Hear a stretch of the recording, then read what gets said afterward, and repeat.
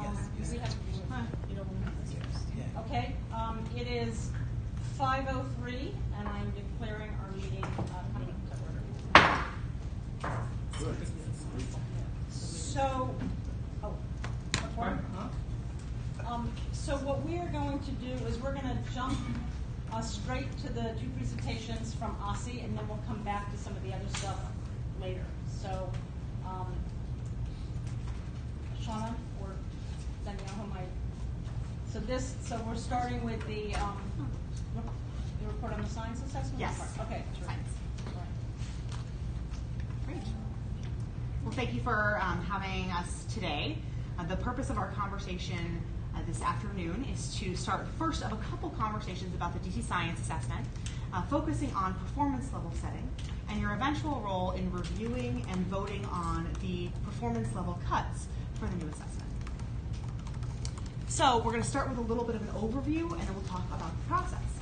So first and foremost, as some background, the DC Science Assessment is founded on the Next Generation Science Standards, which are our district-wide standards for science across K-12. And we adopted those standards in 2014, and it really marked a shift in the way we were thinking about science instruction.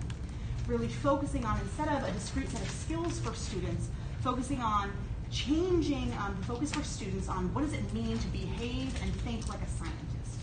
What does it mean to think about the practices in science? Those concepts that cut across different disciplines. And our assessment is the foundation of the assessment are those standards that have been in practice in DC schools for the past few years. Just highlighting a couple of the innovations. Oh, it's not popping up on the screen. It's popping up on this screen, but not on this screen. Let me see if I can figure that out. Maybe there's just an Oh, okay. Or maybe you Magic. maybe somehow. Just by walking up there was some magic there. Okay. Next slide. So highlighting just a couple of the innovations in the standards and focuses of the standards and the shifts. The NGSS, the Next Generation Science Standards, have 3 dimensions. So there's always talk about the multidimensionality of the standards, which are your cross-cutting concepts, your disciplinary core ideas, and your science and engineering practices. And that leads us to the second innovation, which is really focusing on engineering in a real way in these standards. The third innovation is focusing on the fact that the standards really need to set an accurate expectation of student performance and what we expect of students in each grade level and each course level as well. We also talk about science and engineering concepts that in practice they build over time. So you're thinking about expectations building from K through 12 in a realistic and meaningful way for students. And the last innovation is particularly important, how it connects science practices and science concepts to our ELA and math standards. So there's real connection across those content areas. So today we're focusing on the DC Science Assessment, our new assessment of the Next Generation Science Standards. And as I mentioned before, we're thinking about how students are gathering evidence for each of the dimensions of the standards, those DCIs, the SCPs, and the CCCs, the disciplinary core ideas, science and engineering practices, and the cross-cutting concepts. And the new focus is really how do students make sense of phenomena or design challenges, always starting with that first big question, how do they approach it? We have our science assessment administered in grade 5, grade 8, and biology. And the first operational field test was administered in spring 2019 of our assessment, which is why we're coming to you today after administering that assessment. So a little bit more about the overview of the design of the assessment. In grades 5 and 8, we do have 3 domains. We have physical science, life science, and earth science. And in biology, of course, we have one content area domain, which is life science. The design of the assessment is focused around item clusters. I'll show you a little bit of picture around that. So nothing is a standalone item. It's really asking students to think about a stimulus, a challenge, and then to scaffold information as you go. Item types we have are selected response, constructed response, and technology and enhanced items. Really kind of meeting the demands of the standards, asking students to show and demonstrate their knowledge in multiple different ways. Okay. So this is a little bit about our federal requirements. As you know, we are federally required to assess in science no less than 1 time during the 3 grade bands, grades 3 through 5, grades 6 through 9, and 10 through 12. So we are currently meeting our minimum federal requirement of assessing in grade 5, grade 8, and in high school biology. It also states in ESSA that we must have aligned academic achievement standards, which means we have to set cuts, performance cuts. What does it mean to perform at different levels of the assessment? We also have a requirement that we have no less than 3 levels of achievement on the assessment. So that's our foundation for our federal requirement. So this is a picture. It's a little hard to see. It's small, but showing you the process for developing this assessment. It's 2 years in the making. And we started out by bringing educators together far before we actually had a design to think through, what do we want to measure? What should this assessment cover? What are our reporting priorities? And we brought together a task force of educators every single month to think through some of these issues of design and development and priorities and vision together. We then engaged in item development. We awarded a contract to a really high quality vendor to help us with this work. Every place you see green is where we engage DC educators. We brought together panels 2 times of educators to review the item content, to review for accessibility, for bias and fairness as well. We also had educators involved in the practice test launch. We launched a full online practice test with some accommodations prior to the first administration of the assessment, which we were really proud of, which is quite difficult to do on such a short timeline. We then went into additional rounds of review, editorial review. We developed accommodated forms, like Braille forms. Then we conducted our operational field test. That was this spring alongside our ELA and math administration across around 14,000 students in the district.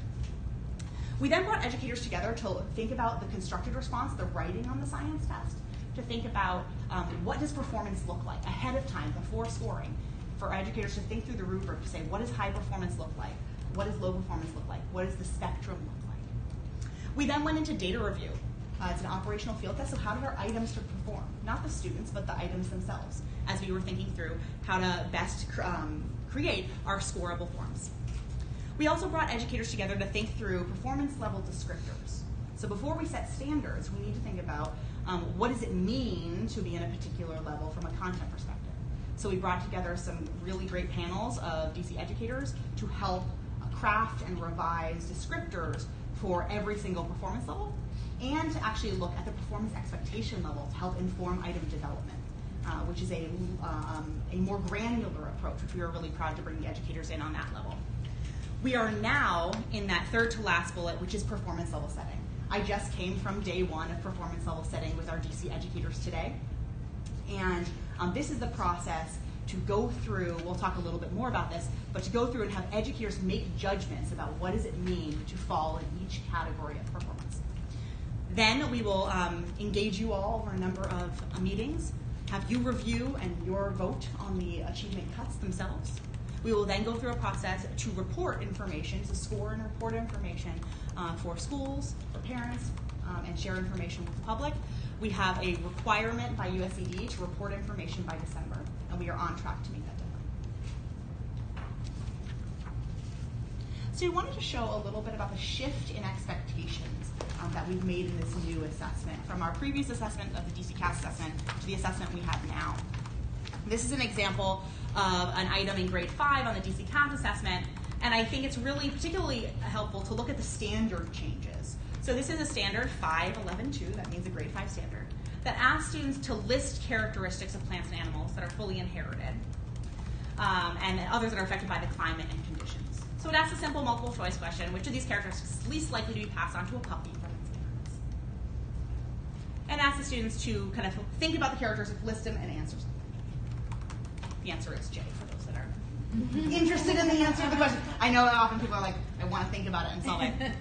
So let's list some characteristics. That was a standard we had in grade 5 and that the DC CAS assessment measured. Let's now look at an item that is online. It's much smaller, so my apologies, on the new DC science assessment.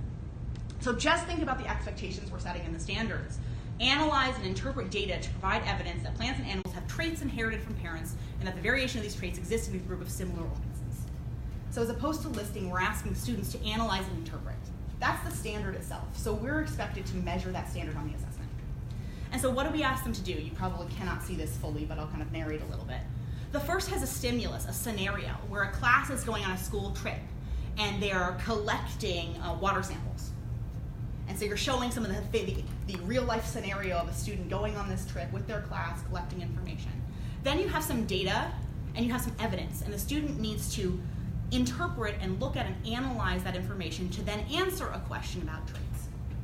This is a question where the student is asked to have 2 correct answers. The answers are A and E for those that can see and are thinking about it. But again, shifting the assessment to really reflect the rigor change in the standards and those expectations our classrooms have had for students over the past couple years. So that standard is a 3rd grade standard? Yes. Okay, fantastic. So that's what I was going to ask, is this a cumulative They're test banded. up to grade 5? Yep. Because the standards are banded, for those that are very familiar with the NGSS, they're banded at grades 3 through 5 and 6th grade. And so we have a grade 5 assessment that is banded,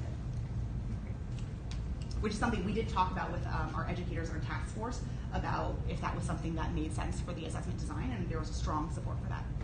Yeah, absolutely. And that's pretty advanced for grade 3. Yeah. It's much more advanced than the one from grade 5 at the top. Yeah, absolutely. That shift in the rigor of the standard is something that we take really seriously, and thinking about how are we ensuring that this assessment really matches the expectations our teachers have of kids in classrooms. So I wanted to just share a very brief look at that, though. We do have a fully online practice assessment if people are really interested. I have a question. So when we raise the standards, when we raise the expectations, in general, that's great because we want our kids to know this stuff. And we actually have a priority that's on how important background knowledge is, and so we really want a strong science curriculum. One question I have, and it comes up in relation to PARCC as well, is when the question is that advanced, and there's likely, especially since we're just starting on this, a lot of students who aren't close, a lot of teachers say, boy, it would be helpful if we had an adaptive test so that you could sort of pick up what students did know, even if it wasn't complete, so that you'd have a better sense of movement and growth over time. Is there any adaptivity to this? Currently, there's no adaptivity. It's a fixed form. One thing I think that there's a lot of interesting things about adaptive testing. It is most suited, of course, to formative assessment, but there's been some interesting work in the summative space. The assessment is required to be on grade level or on grade band level, based on our federal requirements. You can't dip to 2nd grade. You couldn't go above to 6th grade in a 3-5 banded assessment. However, there's some scaffolded questions. They're not all the same difficulty level. So there's opportunities for easier questions and more complex questions. They're actually kind of scaffolded as you go. So you might have some of your lower performing students have maybe an easier item that they're able to demonstrate their knowledge and skills, and maybe your more advanced student is able to perform as you kind of build in complexity. And the scenario design is kind of designed to do that, where you're giving them information as they go to kind of show their understanding. And it's the nature, as Justin mentioned, it's the nature of constructed response as well, where you're able to analyze and interpret as much as you can, where there might be 1, 2, or 3 score points based on what you're able to show. Talk about how important growth is. Yeah. How many assessments will there be for science in high school? Right now, we are doing the minimal federal requirement, which is grade 5, grade 8, and biology. So we have 1 in each of those bands, so just the 1. How do we do high school growth measuring for science then? For science, right now, there is not a growth measure because we only have 1 assessment. Correct. And that just seems a little different because we're going to talk about high school growth a little later, and just wondering why we wouldn't be mirroring them. Yeah. I mean, I think that I can't speak to kind of the fullness of this conversation, but I think that it's not off the table that we wouldn't consider exploring opportunities for growth in science. It's particularly challenging because the contents are really different, though of course you can go across contents and get growth that is meaningful and valid. There are many ways to do that successfully. But right now, where we are in our first year of something, we're starting with our base, but it doesn't mean we can't expand on that in the future. Do we know, sorry, we're jumping ahead, sorry. Sure. Do you know how this is going to count in the star rating? Not yet. Not yet. But it's going to this year, is that right? No. Not until the, okay. Yeah. We don't have plans for it to be in STAR right now at all. This will be the first year. And so we will report the information publicly. That's a federal requirement, and how that looks is something we're still working on. But it is not yet, as Shauna mentioned. Okay, so a little bit about performance level setting. I know that we have done, some of you were involved in the ELA and math performance level setting process. This is a little bit different, but does have the same model. So after administering and developing any new assessment, as I mentioned earlier, you need to determine what does it mean to fall in each level of performance. You have to do that from a content perspective, what does it mean to show your knowledge and skills, and what are those knowledge and skills you need? That's the performance level descriptor writing process. And then is it mathematically and from a numbers perspective, what does it mean to be in each level? So we are currently in the performance level setting process. Day one was today. We're going through Friday. We have panels of educators, some of our master science teachers, some of our folks that have been involved from the very, very beginning of design across a wide variety of schools, DC public schools, charter schools, representing each of these panel meetings. And they are participating in what is called the modified extended yes-no ANGOF method of performance level setting. So what does that mean in real terms?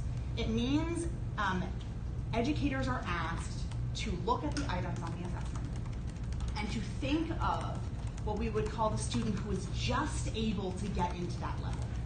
And think about a real context and real students in DC. And what is that student? How many points would that student get on each item? So we call it yes, no, but there's more than just 1 point sometimes on an item. But if we think about that cut between meeting expectations or approaching expectations, we think of that student that's just meeting expectations, just on the borderline. We call it the borderline student. And they're asked to really know, based on their knowledge of the performance level descriptors, the standards, their students, their curriculum, their instruction, everything. Think about how would that student do. They go through multiple rounds of independent rating. They collaborate together in their table groups, and then they get more and more information, and they rate again and again. And so it's this very iterative process where educators are making judgments based on their expertise of where the cut score should be. It is a very intense process. So day one just happened. I feel a little exhausted already, but we have 2 more days of doing this. And then the cuts we get from them will go to a policy level articulation committee meeting of review, and then they will come to you.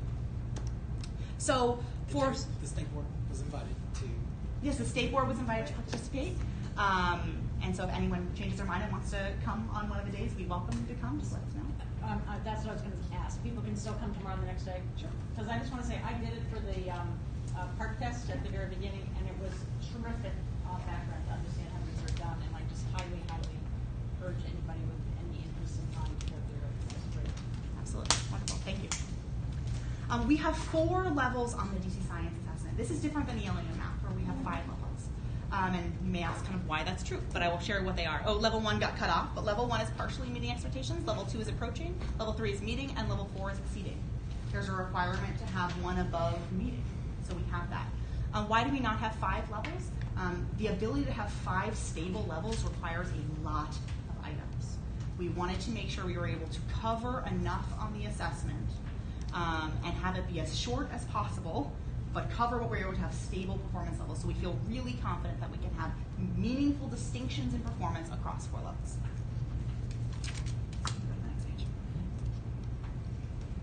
So this is just a kind of calendar of where we are and where we're going. So today, the overview of the information, allowing you to ask some questions and just give you a teaser of the information. We'll have a public session on September 18th. We'll bring together some teachers who are involved in the performance level process, setting process, to give some information about that. A working session on October 2nd to provide the recommended cut scores. Public session to actually vote on the cut scores. In November, we'll be applying those cut scores, working on the scoring and reporting process with an overall deadline of releasing individual student reports and public reporting in December. And of course, as a reminder to folks, in the first year of an assessment, it's the latest you'll ever report because you're going through this performance level setting process. And then in future years, standards and achievement levels will be set, and then we'll be able to report earlier. When you say earlier in the future, is it likely that it will align with the math and ELA so that parents will get all their score reports at once? So it's something we're still working with because we're doing this independently, and we are working with different individuals. Mm-hmm. So it's something we're working on this fall. I can't say that just yet. Got it. It may take a little bit longer because of the constructive response scoring and the fact that we're doing it as a city by ourselves. Okay. That would be ideal. I have a question about the training of teachers as far as the standards are concerned. Sure. How is that done? I think it's done. I mean, I'm not, I don't work on the teaching and learning side, but what I know is, what I've heard from folks in my kind of limited exposure to it, is that there are kind of different approaches that different LEAs take to standards implementation. What might happen at a particular charter school might have a different need in a different charter LEA versus DC public school. At OSSE, We have a science master teacher cadre of educators that come together and partner on things like standards implementation, on assessment development, and that's kind of an ambassador program that then kind of builds information. But the actual standards implementation is something that is really done and led at the LEA level. I don't know if John and Justin have more to add. I think one of the values of having this level of data also is that schools can look and see via the performance of their students where their teachers might need other resources, and teachers can articulate that themselves, obviously, as many do, and talk to schools and LEAs about where professional development or other training and resources might be needed. So we hope that, as with all assessments, that they can be used on multiple levels to help inform schools and better help support teachers and students in that way. And one thing I think we're really proud of is the multiple opportunities we've offered for educators to be involved in the development, because I do think it's one of the best professional development opportunities on standards is to really think about performance and rip apart items and put them back together. And so we are continuing, even though this is the first year where we've had a lot of engagement, every year we do new item development. We ask educators to be involved in reviews, and it's a great professional development opportunity on standards. Even though it's about assessment, it's really about how our standards manifested in this type of information. Can you say something about how our test is the same or different from tests in other states? Yeah. And how or if we're going to be in any position to sort of compare what's going on here with what's going on elsewhere, which was one advantage of the part. For sure. That's a really good question. So with respect to comparability, it is a kind of ongoing conversation, and it's an iterative process about what you can compare and what you can't. Right now, we're independently designing our assessment, so we have not partnered with our technical advisory committee yet on how we can make comparability claims, though we'd like to do that in the future. States are doing really different things in the next generation science standards, but there are a number of states that I think have really high quality assessments that have started out on a cluster and scenario-based model design like we do. In particular, Maryland and DC now have a very similar design of their assessment. We did a lot of partnering with them and learning as they embarked on the development of their assessment, and believe in that vision that you should start with a phenomenon, start with a design challenge, which is more difficult to develop, but we believe is more in the spirit of the NGSS. So we are very aligned to Maryland. There's some differences there's some similarities in our assessment with New Jersey, but theirs is different. They use more standalone items. There are some states that are farther along that are not NGSS aligned states, so we are not comparable to them. There's some really interesting work happening in Washington State. We are not the same kind of design, but we've got some similar kind of principles of the next generation science standards that we could compare across. So there's a lot happening out there, but we do have a lot of kind of similar visioning of what quality looks like across states. And the comparability conversation, that's kind of further down the line. Questions? I have one more, which is about curriculum. What can you tell us about what's going on in terms of curriculum in the different LEAs, and to what extent do you just have something to teach with? Yeah. I would kind of defer back to the group on this one. Yeah, broadly, we do not mandate curricula, and so we have less visibility into what the individual curricula choices are of LEAs and particular schools on that. I'd be happy to refer you to DCPS or some of the other charters. I guess my question is just sort of how across the city we do track that or care about it or promote it, because it is a real lift for the teachers. I mean, they up until now they've been tested on the reading and math, and one thing that we know from hearing about people who want to do some surveying about it is that a lot of schools, they've dropped the science and the social studies and the arts in the lower grades. And so now it's like, oh, we have to start putting it back in. It's going to count. It's going to be on the science test, but what are they going to use? I mean, is there some messaging or some linking with the LEAs to try to find out what's going on, encourage the, I'm looking for one person, but some sort of collaboration and training? And it just seems to me, I think we're really committed to supporting LEAs and facilitating when they have questions about how to talk to one another about strong curricular choices. We're pretty clear that we don't mandate those things, but we encourage our LEAs to speak to one another. As we mentioned, the science assessment is not a new requirement.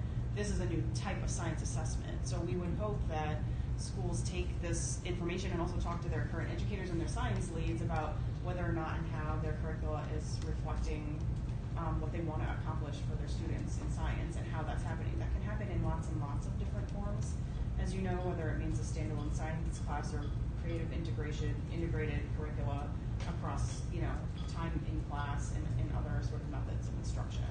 And so we certainly want to encourage that.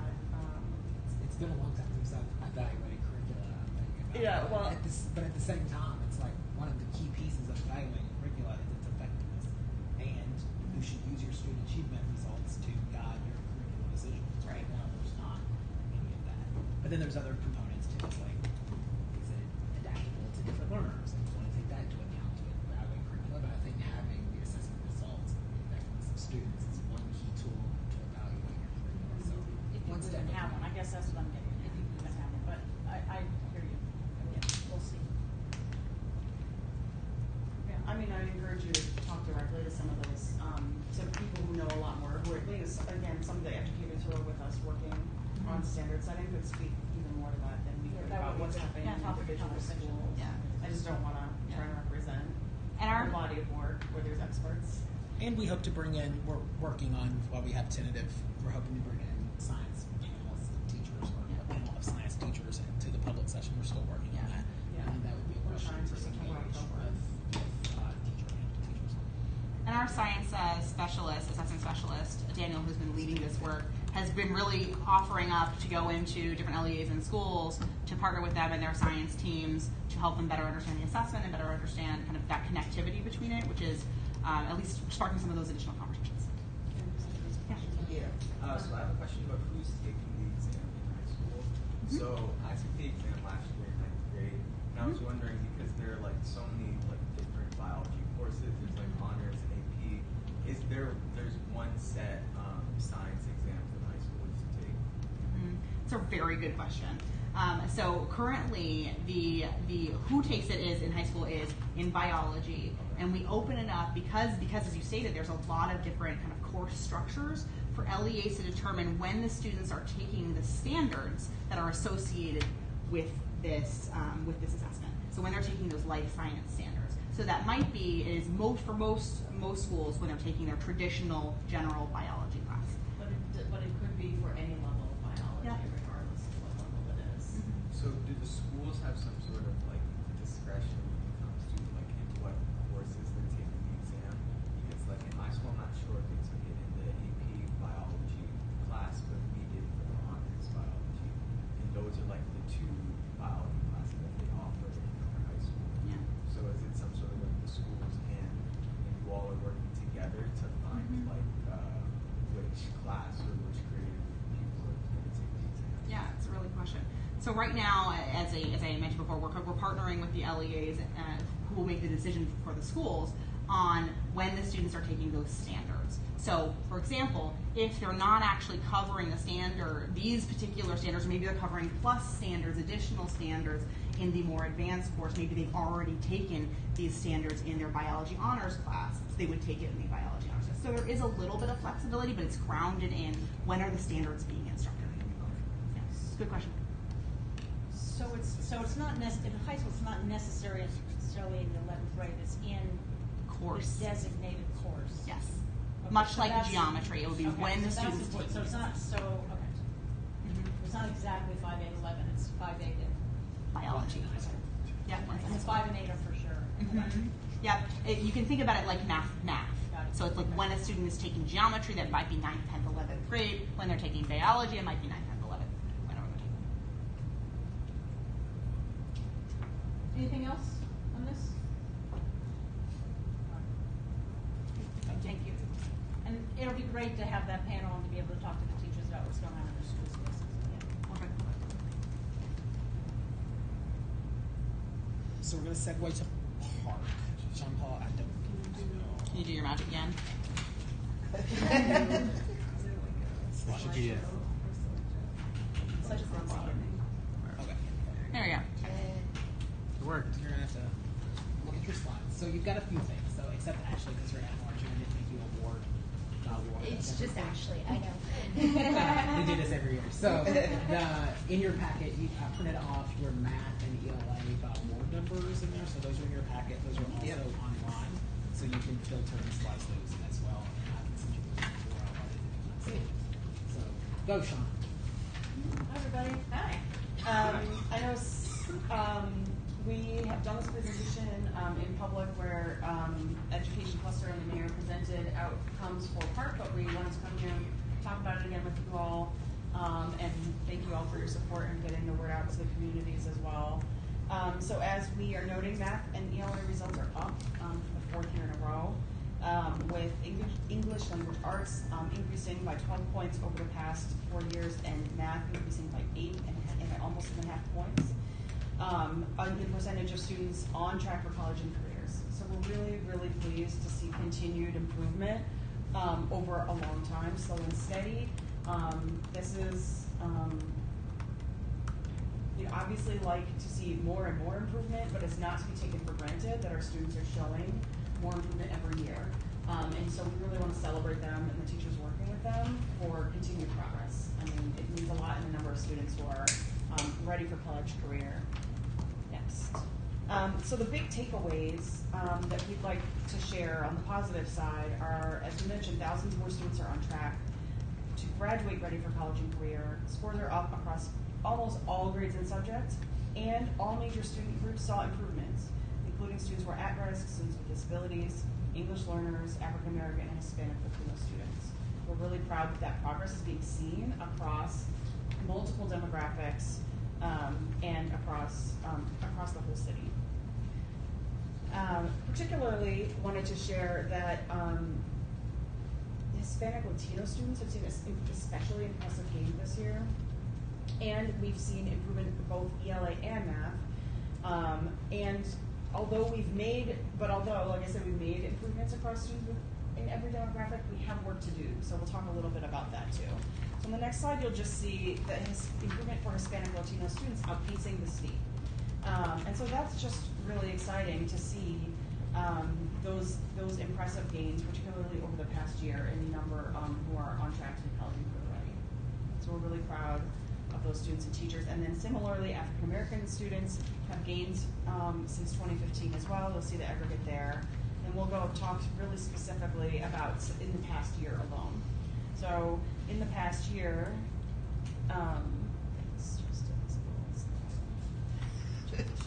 the computer's like, the past year, we have ELA up 3.8 and math up 1.1. So as you'll see, that ELA is tracking significantly higher growth, but that is showing growth across both grades 3 through 8 and 9 through 12. So that's really exciting to see, particularly in the high school grades. And then for math, our math results did improve, and particularly in high school. So that was exciting to see because the level of college career ready there has been very low, and so we really want to see growth. We'd like to see it everywhere, and we do see slight growth in grades 3 through 8, it's nice to see that high school is moving. And then for specific student groups, as you can see here, broken down by some of the particular student groups we're talking about, we did see improvements in math and ELA across both subjects for students who are at risk, English learners, and students with disabilities.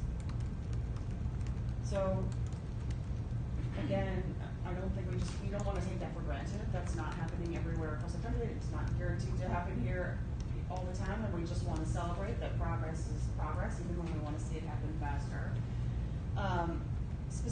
In addition, we'll see results by race ethnicity groups, and as I mentioned before, you'll see here again, Hispanic, Latino of any race grew the fastest across all, but others grew as well, particularly in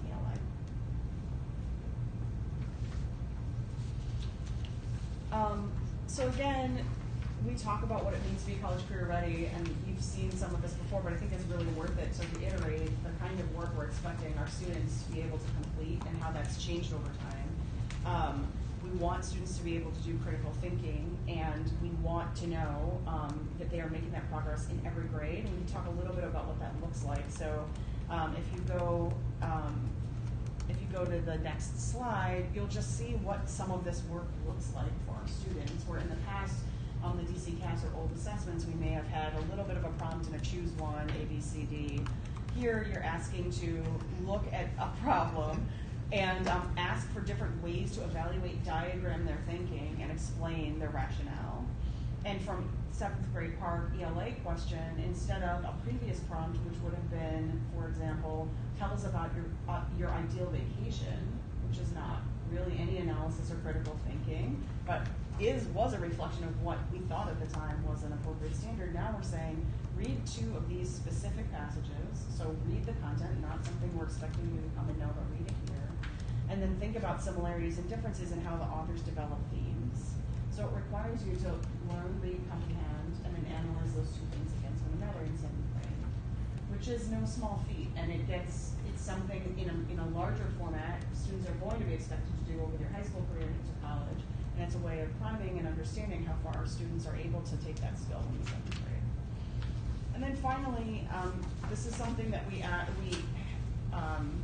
push strongly across the community and try and get the word out. We continue to try and share with our communities now. We encourage you to also share with your communities, which is that score reports are available. They've been already shipped to schools. Schools have them. They should be sending them, making them available to families. Schools have them available for their students and in hard copy to distribute, and they have them accessible to their educators as well. And schools were provided schools were provided their data even earlier than that to begin to evaluate and use in teacher development and in analysis at the LEA level as well. But we want to make sure that parents and families are aware of the score reports that they can receive for their children, because it also allows them to prepare to get ready for the school year and have that early parent-teacher conference, or when they're looking at their children's first work, to ground themselves in what's expected them to know, just how to talk to your kid more about what's coming home and understand the context in which this work is happening, right? So you not only just get a level and a score for your student, but you also say, this is very tiny on this page, but you get to see what area in the assessment that your student took, are they strong, exceeding, nearly meeting, or below that they need to work on more. So if you see that your student needs work in written expression or vocabulary, you have some grounding to talk to your teacher about to talk to your student's teacher about what is going on in the classroom, or help focus on homework, or further just engage your student in the reading they're doing just for pleasure or other work they're doing. So we think this is just a very helpful tool. We want to encourage families to look at it, to use it as they see fit, and we're encouraging schools and teachers also to distribute it and to access it. So this on the website, I just want to highlight for you all, I know many of you probably were the first to click and download. We have the massive data file with multiple years that do not email me that it's not working until you give it a couple minutes to download. It's big. And we have the full PowerPoint presentation with appendices that are about 20 more pages than this that we did not print out today, but it's available on the website with breakouts by ward and by different demographic and by assessment. And as Justin said, we provided you your word by words today, just in a hard copy as well. And so we encourage folks to take a look at the website and do that research and continue to use this as they work with constituents. So I have a couple questions. Yes. Obviously, thank you for all of this.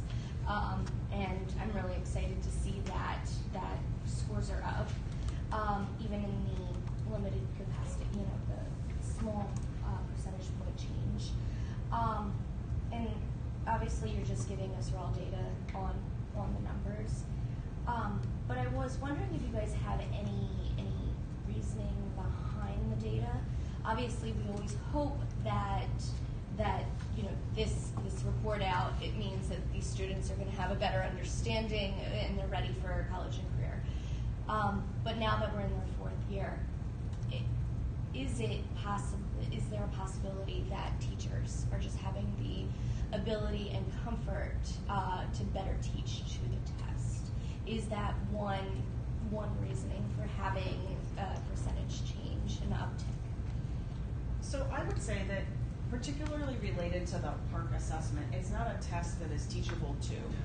What we would say, actually, what we want students to be able to demonstrate is what should be taught every day, which is, can you take two pieces of text, analyze them, compare them. So in that sense, that would be a good thing if those skills are being taught, because this is measuring the skill, not a trick or or some of the the content we think will be on there this year.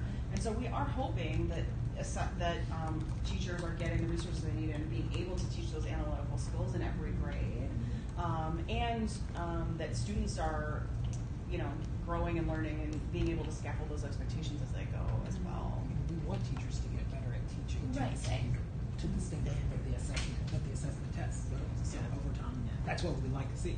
It's like, And one thing we've seen is that there are other states that have similar assessments or measuring the same assessments that have not seen this type of movement over time. And so, particularly in a fifth year, you might see some plateauing. So, and that's relatively common, because if it were really about getting used to the platform or getting used to the items, you might in your fifth year start seeing a level off. That's something we would see. So I think there is something to be said, particularly in ELA, about some real movement that is in a fifth year meaningful. Really good to know. Yeah. Okay. One other question, really quickly. Have we done any post-secondary tracking of any of our students, just to see how college and career ready they are, even in a limited capacity? I know KIPP does some, and some of the charters do some limited tracking, but We have not done it citywide in terms of being able to track cohorts, but it's something that's on our minds to be able to do in the future. So we're thinking about what it would take to have that data and to do that research. We have not yet. Is there some available through DC Tag? Not at the student level that I think would allow us to do that level of individual performance over time. Sure. let me go back and check the performance. You might have some performance things about persistence with DC Tag. I'm just thinking But now that we're in our fifth year, where we can possibly see. We're beginning to think about how to pivot to answer some of those questions, although we haven't done it yet in terms of college persistence and retention and graduation over time in the post-secondary space. But we're thinking about it right now. Yeah. Thanks. Oh, sorry. I was just going to ask about how your office might track demographic shifts in our student population in relation to student performance over time. So, of course, there's no very direct correlation, but a 10% gain among African Americans since 2015 also parallels a 10% decrease in Black students that we're serving.